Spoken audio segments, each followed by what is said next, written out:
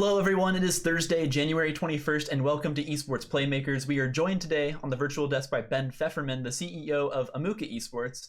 Ben, thanks for coming on the show, and very cool shades. Yeah, my pleasure. Thanks for having me. Yeah, of course. Before we begin, I want to give a quick shout out to Equinox, HyperX, Human Mode, and Click Gaming for their continued support of OCU Esports and this show. Now, Ben, the first question on the show is always about the story. I mentioned a little bit about what it is you do as the CEO, but how did you become how did you come into this role? How did you start or get your start in esports? What led you to this position? Yeah, kind of started.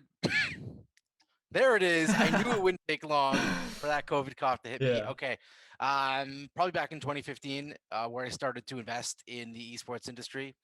It was still pretty, it was like cool, but who knows what was going to happen. And then from there, I went into finance. I opened up my own investment bank, and I was raising money for different real estate companies and tech companies, eventually esports companies. And this kind of like aha moment, we were raising for this esports tech company, very cool. And but the CEO didn't show well, and he didn't present well. And we kind of kept saying this would have been so much easier if I was the CEO doing the pitches and running the show.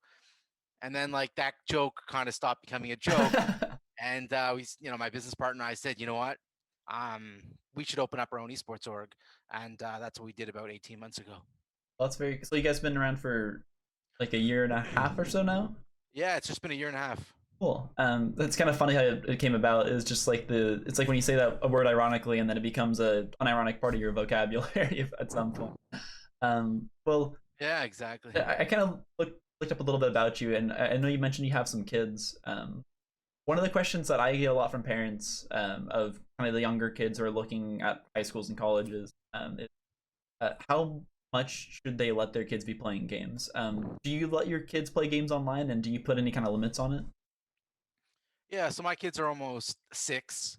Yeah, so they can play mobile games, but that's really it. Like it's Minecraft, some single player games. I don't know if Ben Tennyson means anything to the audience out here. It's like kid shows that they made, like the Lego games, things like that. I won't let them play Fortnite, even though they're almost 6. I still think it's too young for shooting games, Hmm. and certainly would not let them play Warzone. Like I covered, the phase Rowdy and that whole thing. So look, I'm not one to say this is the right age, this is the wrong age. I could just speak for myself. I don't feel it's appropriate for my kids at 6 to be playing shooting games, Hmm. and certainly would not let them be online with a microphone until way, way later. Yeah. Yeah, voice chat's definitely kind of the unregulated place. It seems a little bit more dangerous to let your kids just jump into. So. Yeah, and I will say I do play Fortnite. Mhm. I'm one of the older players in the game, and sometimes we do a fill with a squad game, and someone comes in, and like I've played with 7 and 8 year olds, and it's very uncomfortable for me. And even though I'm only going to talk game, I don't even want to talk. But if I do, it'll Yeah. just be like, please heal me or get reboot me. But I just find it really uncomfortable. And if I was those kids' parents, I would never want them a 7 or 8 year old playing with a 37-year-old man. It's not appropriate. And I think game publishers need to have matchmaking abilities based on age, Hmm. not just ability. Well, having the games your kids do play, you mentioned Minecraft. Have you noticed any kind of positives come out of having them play a game that's Minecraft's kind of known for being a little bit more educational compared to some others? Have you like seen anything that they've learned from the game itself? Yeah. Minecraft's not a great example. Sorry. Minecraft's not a great example because they can't really build, but they're too young.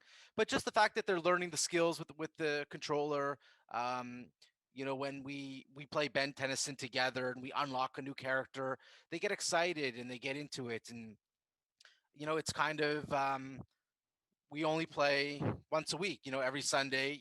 We because we're in lockdown here in Toronto, so Mhm. there's really nowhere to go, and it's winter. So every Sunday is Xbox, and we'll play a few different games. And I think we all value that time together where we're gonna play a single player game and explore the story together. Very cool. Kind of jumping into another topic here. Your organization, Amuka, is located in Canada. Is there any kind of challenge with competing in the U.S. or getting players from the U.S. or where does like most of your player base come from? I mean, now there's no issue because it's all online and no one travels, but it is a mix. So,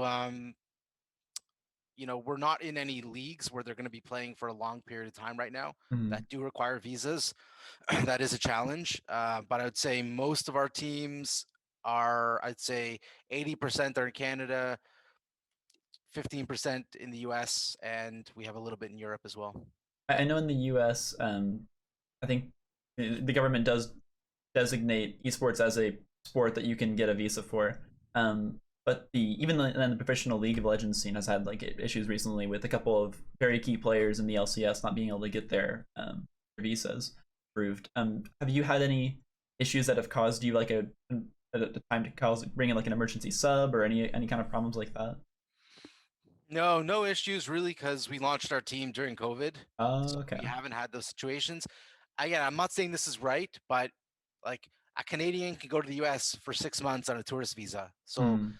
like if it was me, I would just shut the up and say I'm going to the beach and play in a tournament.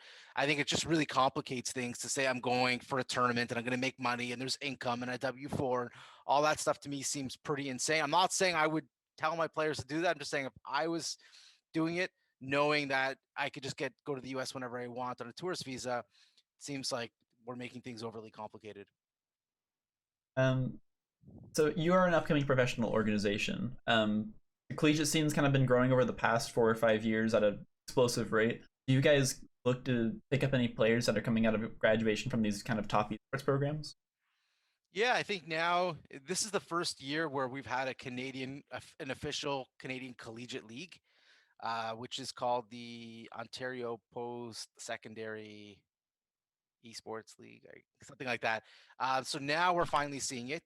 However, um, they're not always in games. Like we're just not looking to hire. Like we're not going to sign an Overwatch team. There's Mm-hmm. no point. So some of the games, and same with League of Legends, like I don't know, just the non-franchise games.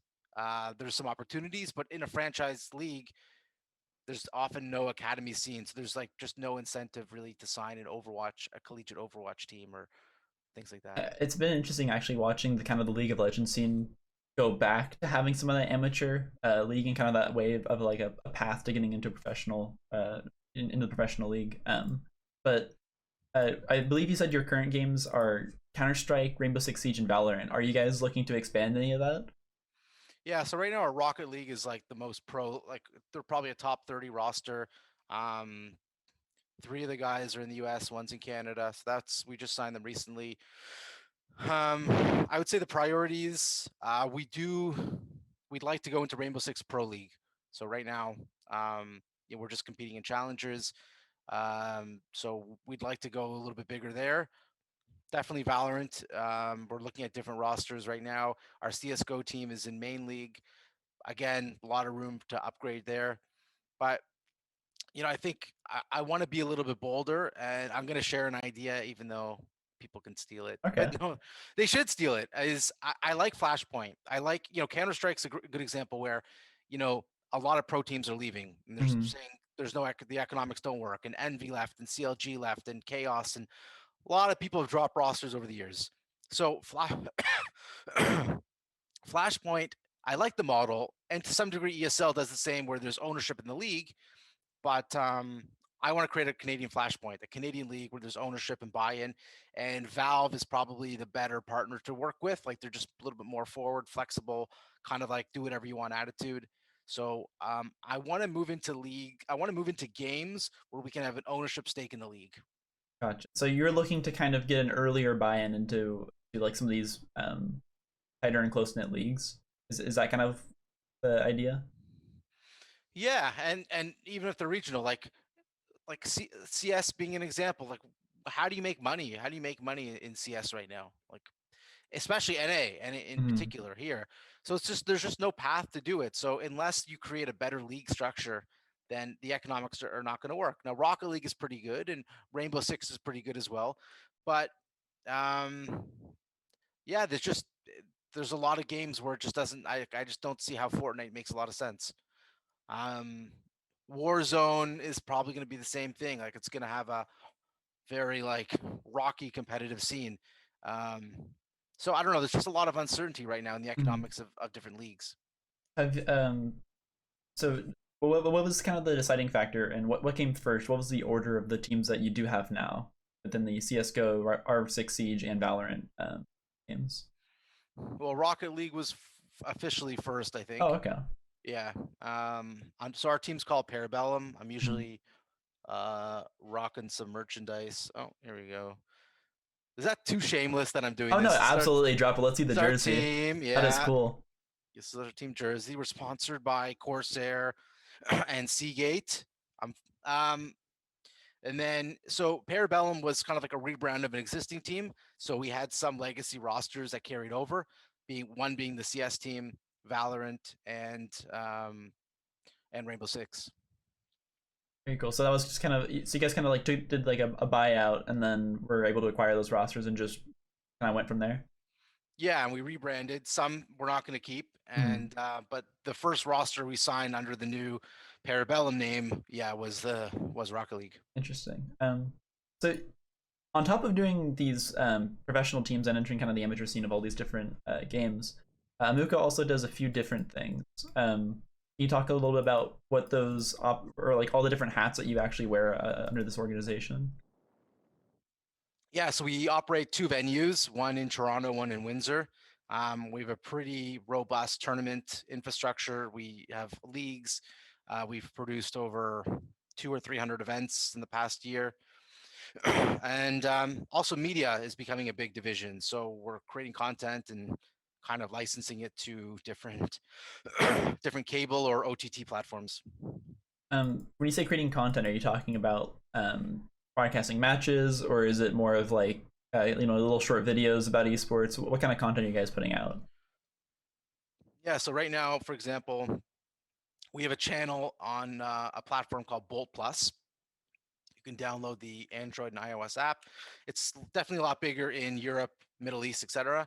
And so what we'll do is we have a regular podcast called Best of Three. I run a show called Esports Unfiltered, where every week I talk trash about the things that are going on in the esports industry.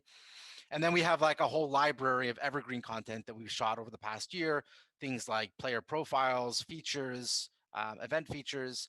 We do add some live broadcasts to the channel. So some of our exhibition or community matches, we'll bring that content in. And then kind of like stage two is we're coming up with new show ideas that are kind of like esports crossover where we're going to get networks. A network is going to pick up our show, and it'll be more on traditional cable television. Hmm. So I was gonna ask this question later, but it seems like a great opportunity to bring it up. Um, a lot of what I hear is that because the majority demographic of esports content is all online, and they use these viewing services that are online, like YouTube and Twitch. Um, what is esports place and through tournaments or other content on things like network television? Yeah, so this experiment has been tried many times over the years. And I think that the industry has this kind of inferiority complex where, in order to be recognized and in order to be mainstream, you have to go on broadcast or, cable television networks. And we've seen ESPN cover League of Legends and Overwatch and I don't know, the ABC, NBC, whatever. A bunch of Mhm. networks have kind of tried it out. And it's been a failure. And I think even a really good example actually is I think this was March, right when COVID kind of shut down the league, or pretty close after. The NBA did a players tournament, NBA 2K players tournament, right? You got to see Kevin Durant play and all these others, and it's on ESPN. And like, I don't even own ESPN, and I'm 37. Like, people, I think the demographic that they're trying to get isn't watching network television, and like, I will never have cable ever. Like, and so if it's not on Netflix or Amazon Prime, I'm not watching it. And I Yeah. think um, the esports, we're all happy on Twitch. It's great. It's working. So why are we moving it? YouTube is also fine. I don't mind watching it. But all of a sudden, we're going to say, hey, we're going to put a marquee event on network television to get less viewers. It makes no sense. And it's just because well, a they probably pay more or might pay more, but just to make it mainstream for sponsors. So I think it's total trash. And I hope esports totally stays on the existing platforms, and even maybe some of the Chinese platforms starting to do. Would be good to see Billy or Hui or Do You or some of those start doing North American or English events. So, do you think that less than a esports needs to shift to network television, and more network television sponsors and advertisers need to switch to these online platforms? Well, I think network television is finished. It'll die a slow death. Mm. Like everything is just going to be acquired by Netflix and Prime and Amazon and Apple. Or they make their own So streaming service. yeah, like the fact that like they don't have streaming sites is like they're still selling DVDs right now. So they're just such dinosaurs.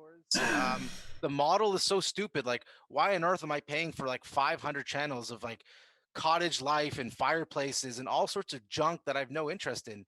And you could argue, well, you're doing the same thing with Netflix. They're acquiring all sorts of shit content that you're not going to watch anyway.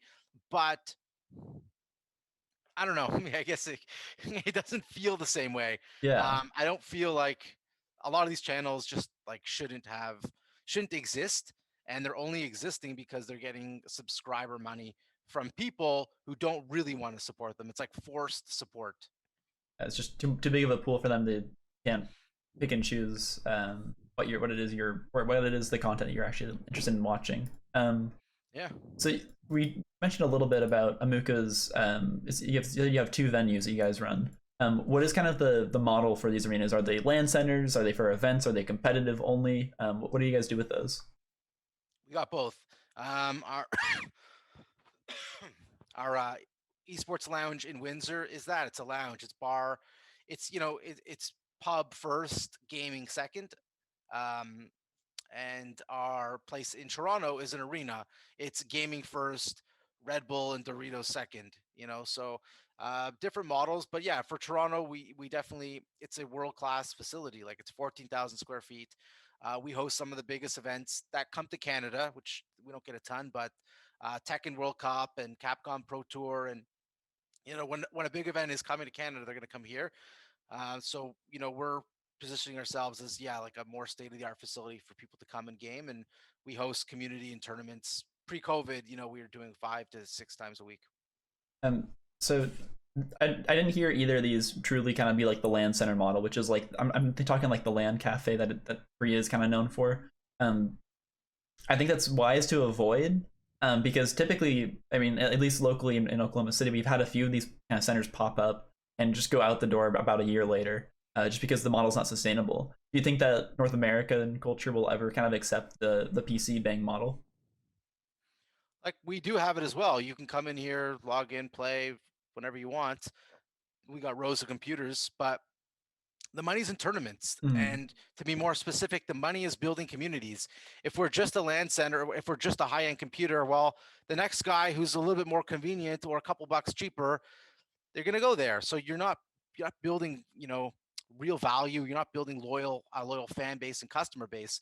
That's why it's all about tournaments. So if we do Smash on Thursdays, man, the same guys every week, 150 to 100 people coming every single week to play and compete. I don't need to promote it every week because Mm-hmm. we've got a loyal fan base. They like what we're doing. We have a good tournament TO that's organizing it, and so it works. So that's more the model. We even stopped opening like during the day a lot because I don't really want people to just come in and play. I want people to come in and compete in tournaments and things like that. You actually thought maybe you were losing value because the community wasn't there on off days, in terms of like how people perceive the arena almost. Like at the end of the day, I'm not going to say don't come in. Like you got to pay the bills, right? Yeah, So if yeah. I have 50 PCs that are open, from 9 to 5, yeah, come in and game. There's no problem with that. It's, I don't mind a land center model like that, but the focus for sure, and I kind of think this is more the yeah, I guess you said it too, more the Asian model of gaming, which is like private rooms and Mm. things like that. And there's not really any tournament versus kind of this North American model, which we're more like a nerd street where it's all about the tournaments, it's all about the Mm. community, and we don't really see ourselves as just a nice internet cafe. Yeah. Um, kind of. we're talking more about events, and I just want to reflect on like the last year. You guys have your esports team started a year and a half ago, which you said was like about during the COVID era. But these arenas have been around a little bit longer than that, correct? Yeah, we started the company, the whole company, the parent Cove at Amuka, about a year and a half ago, and we acquired both of our venues. So they were probably in existence for about a year before we acquired them. Okay. Kind of, have you guys made the transition to make doing online events and online tournaments? And what was like kind of the challenges you guys had to overcome, getting to that point? Great question. Really, really important question, actually. Yeah. So um, when COVID hit, we looked at it as okay, let's just move all of our tournaments online as a substitute. Eventually, it was like, okay, now this is, we have to keep doing it. But you have to remember the economics are totally different. When you're coming to us for a LAN tournament, um, we're a premium gaming experience. You know, there's a big stage, there's production, there's casters, you know, it's streamed on Twitch, your friends are watching. So you have no problem paying $25 to enter a tournament for the night or wow, Mm-hmm. whatever. Anywhere from Smash is cheap. They only pay $5 and that's just the unwritten rule. But yeah, most other games, you know, 10, $20. Online it's different. So in Toronto, I have no competitors. A lot of them went out of business. So if you want to compete in Toronto, you're coming to me. So I have that market share and I give you a premium experience. As soon as we're online, I'm not giving you a premium experience. I'm Mm-hmm. giving you basically the same thing that everyone else is. So now all of a sudden I have hundreds, thousands, tens of thousands of competitors who don't really give a shit about making money and they'll do free roll COD tournaments for $500 just for fun. So the problem was when we first started, we said we're going to run these free tournaments to community build, but it wasn't really community building. So we've really stopped doing that. We and sort of refocused to leagues and things that are better community builders versus just putting $1,000 on prize pool and anyone can go play, but like they're not really a customer anymore. They're just Yeah. playing for the highest role tournament. I think it's been a real struggle as kind of time has gone on during the inability or during this time where we haven't been able to meet up and have these tournaments is creating an online event that is both engaging and unique to the other online experiences that are out there because there's tons of them right now, right? Everyone's running online Tons. tournaments. So how do you make an event that's um, more engaging than a competitor's? So is there anything you guys are doing specifically to like really bring in that community feeling? So firstly, just to speak from a viewer perspective for a second, everything's been done. There's so much fatigue. Like, how many more fucking Warzone tournaments with athletes like can we watch? Yeah. It's all the same. Like, it's just there's no more innovation in tournaments, and that's what's frustrating. So when I'm looking to do something new with charities or things like that, the first thing I say is, if this has been done, I don't want any part of it. I don't want to do this again. Like, it's the Mhm. same thing, and it's so boring. Where I kind of and I've said this for the longest time is okay, great. When athletes started to come into gaming, awesome. That was cool because can they game? Are they good? Yeah, they're really good. So it's not really fun to watch these really good athletes just play Warzone like everybody else. So then I was saying politicians, and yeah, AOC knocked it out of the park, right? With her first stream with Pokimane and I forget who else came on the first one. And we've seen that in Canada with Canadian politicians. So like that's really cool. I want to see politicians play Among Us and or what's the other one? Like boxers, MMA. Like I want to see they know how to promote. Like I want to see. Do you follow I, UFC at all? I'll know the biggest names, but not much Okay, beyond like that. someone like George St. Pierre, just because he's Canadian. But even if we get a Conor McGregor, um, you know, if we get like big UFC names, like why can't we have a Mayweather McGregor rematch? You know, in a video game, Yeah. that's cool. That's interesting. So if we're, that's all I'm saying. From a viewer, it's just like there's so much fatigue. I'm so over all these tournaments. So for us, yeah, we just kind of do the same. It is really hard to be unique. It's been so challenging, I think, for everyone to come up with something. How do you create that energy the that live events bring? How do you get people excited about just another online tournament? And I think it's been a challenge for about every single group that's trying to run events, and ourselves included. We run tournaments all year round, and these online tournaments, like people are getting fatigued. People just don't want to do them anymore. It's just not as fun. Yeah, exactly. So we do more, excuse me, more leagues. You know, I think the one-off tournament is so done. So we do leagues where there's a reason to play, like Mhm. to come every week and compete and to work your way up the leaderboard, you're playing for something. Yeah, I think that's another good way to do it because then you kind of get like the team bonding activities in there too, where they're playing with the same group every single week. They're practicing. I think they can be a lot more engaging. And we stopped giving cash to amateurs. That's ridiculous. Like, did you, Paul? Did you play any traditional sports growing up? I played. I Baseball, was basketball. a. I played all the weird sports. So I did like I was in swim. I was on swim team. I did ultimate frisbee, a little bit of basketball, but not enough to be good at it. Okay, so in your swim team, what was the cash prize at the end of the season? um, pat on the back and a little Exactly. name on a plaque. So we're all okay playing traditional sports with no prize pool just for winning because we love to compete. For some crazy reason, this idea, I'm not talking about pros. Pros are pros. You're a pro, you get paid, no doubt. But this idea that now amateur tournaments have to get paid, they want cash. I hate that entitlement. Like, Hmm. that's ridiculous. We'll give away prizing. No problem. There's no point to win a prize. But I just think there's something wrong about like everyday gamers competing excuse me, competing in a league to win cash. So that was another big change that we made.